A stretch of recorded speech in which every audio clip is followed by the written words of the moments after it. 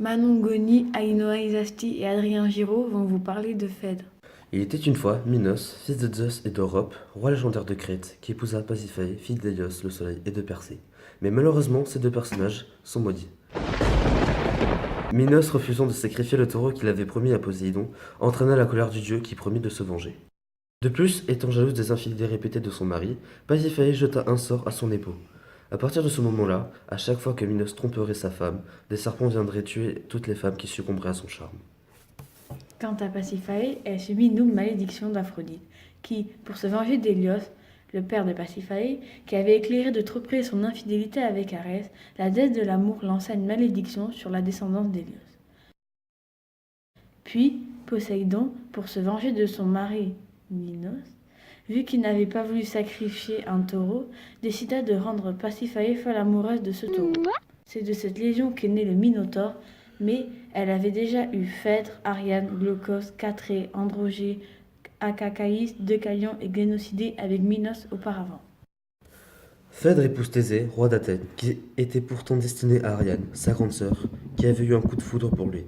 Thésée avait promis que si elle l'aiderait à sortir du labyrinthe, quand il aurait battu le Minotaure, il l'épouserait. Grâce à ce fameux fil d'Ariane, Thésée put sortir du labyrinthe, mais en rentrant, celui-ci l'abandonna sur l'île de Naxos. Pendant le mariage qui aurait dû être le plus beau souvenir pour Phèdre, elle est chamboulée par sa première rencontre avec Hippolyte. Hippolyte est le fils de Thésée et de la reine des Amazones. Quand elle le vit, ce fut la relation. Elle n'a Dieu que pour lui. Il remplace Thésée dans son cœur. Encore une conséquence de la vengeance d'Aphrodite. Thésée part à la guerre. Au bout d'un certain temps, on annonce à Phèdre la mort de son mari, Thésée. En apprenant cela, c'est une libération pour elle. Elle en profite pour se confier à sa nourrice, Eunone, sur les sentiments puissants qu'elle éprouve pour Hippolyte. Mais de son côté, Hippolyte, lui, avoue à Théramène, son gouverneur, ses sentiments pour la jolie Aricie. Sauf que leur amour était impossible avant la mort de Thésée. En effet, dans le passé, Thésée exécuta tous les frères d'Aricie, car c'était une famille ennemie de celui-ci.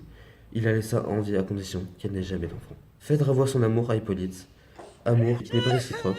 Suite à cela, Phèdre, prise de colère et de jalousie, raconta à son mari qu'Hippolyte avait tenté de la violer. Thésée, ne cherchant pas à savoir la vérité, invoqua Poséidon pour punir Hippolyte. Un monstre marin surgit des flots et effraie les chevaux d'Hippolyte. Le jeune homme meurt traîné par ses chevaux. En apprenant cela, Phèdre, qui ne peut vivre avec cette culpabilité, se donna la mort en se pendant.